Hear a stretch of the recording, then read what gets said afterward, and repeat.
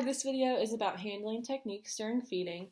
So just before I would start feeding with the client, I would try to facilitate a hand-to-mouth pattern, and I could just do that by asking the client to wipe their face, or we could play a game that required both hands on your face, and I would just make sure to give opportunities for both hands if the client does not have hand dominance, or if they do, I would give more opportunities for whichever hand is dominant with the client.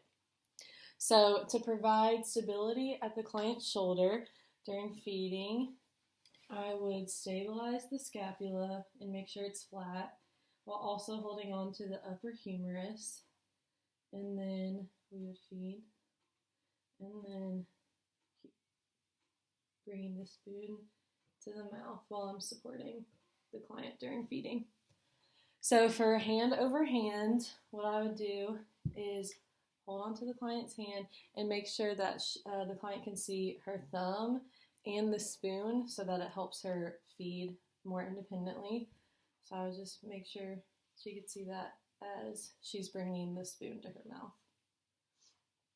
And so for the last one about managing tone, so if my client has high tone and they're tight, what I would first do is grab the thenar eminence and abduct the thumb to kind of open up her fingers.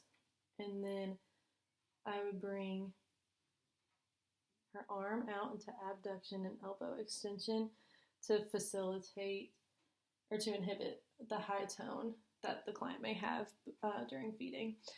And then for low tone, I would facilitate. And so while the client is feeding and bringing the spoon to the mouth, I could provide hand over hand assistance if needed. And then I would just give resistance to the client as she's eating and then bringing her spoon back down. And that would just help with her proprioception and knowing where her arm and hands are in space as she's feeding. And that would just help handling during feeding.